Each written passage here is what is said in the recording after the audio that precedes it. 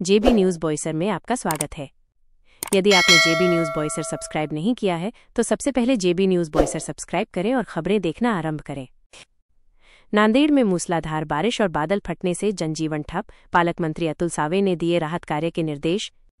पिछले कुछ दिनों से नांदेड़ जिले में हो रही मूसलाधार बारिश और बादल फटने की घटनाओं ने यहां के जनजीवन को अस्त व्यस्त कर दिया है। कंधार, लोहा, नायगांव, बिलोली, उमरी और धर्माबाद तहसीलें सबसे अधिक प्रभावित हुई हैं, जहां भारी नुकसान होने की खबरें आ रही हैं। जिले की गंभीर स्थिति को देखते हुए पालक मंत्री अतुल सावे ने देर रात एक आपातकालीन प्रेस कॉन्फ्रेंस बुलाई। उन्होंने बताया कि राज्य सरकार स्थिति की गंभीरता से समीक्षा कर रही है और हर संभव मदद मुहैया कराई जाएगी। पालक मंत्री अतुल सावे ने स्वयं आज दिन भर कंधार, लोहा, उमरी, नायगांव और देगलूर तहसीलों का दौरा कर बाढ़ प्रभावित क्षेत्रों का जायजा लिया। इस दौरान उन्होंने प्रभावित लोगों से मिलकर उनका हाल जाना और उन्हें हर संभव मदद का आश्वासन दिया। स्थिति को देखते हुए पालक मंत्री अतुल सावे ने प्रशासन को तुरंत पंचनामा, नुकसान का आकलन करने और राहत कार्य शुरू करने के निर्देश दिए हैं। उन्होंने अधिकारियों से कहा कि वे प्रभावित परिवारों तक तुरंत मदद पहुंचाएं। प्रशासन और स्थानीय टीमें मिलकर राहत और बचाव कार्यों में जुटी हुई हैं ताकि जल्द से जल्द स्थिति को सामान्य किया जा सके। सरकार ने प्रभावित क्षेत्रों में चिकित्सा सहायता और आवश्यक वस्तुओं की आपूर्ति सुनिश्चित करने के लिए भी कदम उठाए हैं। देखते रहें जेबी न्यूज़ बॉयसर, जो हकीकत दिखाता है। मी मागच्या रविवारी नांदेड आलो होतो। मुखेडमध्ये त्यावेळेस अतिवृष्टी झाली होती, त्यावेळेस मुखेडच्या 7 गावांना मी भेट दिली होती आणि त्यावेळेस तत्काळ तिकडे जी काही मदत द्यायची सरकारच्या वतीने ती आम्ही पूर्ण दिली होती।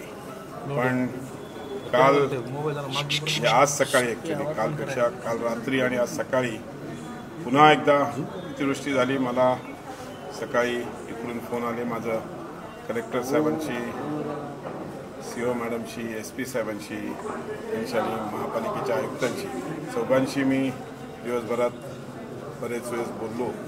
इकडची परिस्थिती या म्हणजे 1983 नंतर पहिल्यांदा एवढा शॉर्ट पिरियडमध्ये म्हणजे 5 तासात खूप जोराचा पाऊस इकडे झाला आणि त्याच्यामुळे मी ताबडतोब इकडे आलो। आज आम्ही शहरातल्या याची पाहणी केलेली आहे।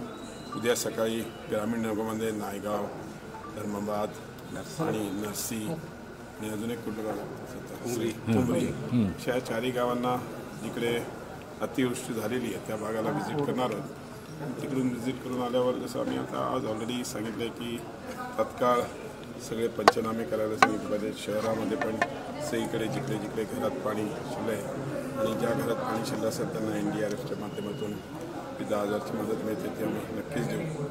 काही जणांनी मागणी जास्त द्यावी त्याचाही नक्कीच सरकारच्या माध्यमातून आणि सरकार ह्या सगळ्या अतिवृष्टीच्या ज्यांना कोणाला नुकसान झालं त्यांच्या पाठीमागे खंबीरपणे उभा राहील। आपल्याला मागच्या वेळेस केळीचं नुकसानाचं उदाहरण माहिती असेल, आम्ही येऊन आढावा घेतला आणि ताबडतोब त्याला मदत आम्ही त्यावेळेस सरकारने केली होती। त्याच पद्धतीने आताही ज्यांचं नुकसान झालं आहे त्यांना नक्कीच सरकारच्या माध्यमातून आम्ही आणि सरसकट पंचनामे याच्या घेतात त्या माध्यमातून जर आम्हाला उद्या DPCमधून पण काही पैसे द्यावं लागले तर नक्कीच त्याच्यामध्ये आम्ही द्यायचं। सगळा ओव्हर कॉन्फिडन्स त्या लोकांमध्ये की आमच्याकडे पाणी येणारच नाही, इतक्या वर्षात आलं नाही।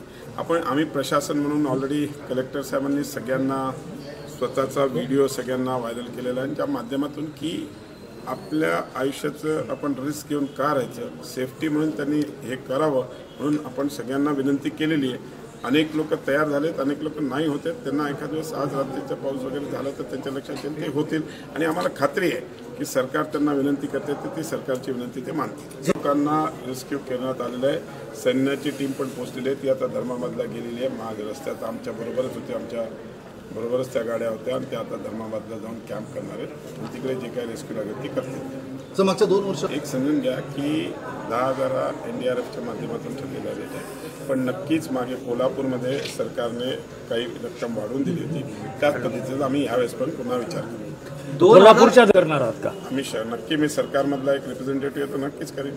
तातडीनं अन्नधान्य ते मिळेल कसं? आता सगळ्यांची आम्ही जेवणाची व्यवस्था केलेली आहे, अन्नधान्य पण लवकरात लवकर देऊ। ते आत्ताच महापालिका आयुक्तांशी मी बोललो. त्यांना म्हटलं सगळ्या शहरातल्या ड्रेनेज लाईन, कारण की पाणी जात नसेल तर त्याचा ड्रेनेज लाईनचा एक नवीन DPR बनवला पाहिजे आणि त्या माध्यमातून पुढच्या काळामध्ये अशी अडचण येणार नाही याची आम्ही काळजी घेऊ. याच्यासाठी एक वेगळा सेपरेट पॅकेज आम्ही शासनाकडे विनंती करून मागू, जेणेकरून शहराच्या रस्ते असतील, ड्रेनेज असतील, या सगळ्यांसाठी काम करू. सर गेल्या वर्षी मी तपासून कलेक्टर साहेबांशी बोलून सांगतो.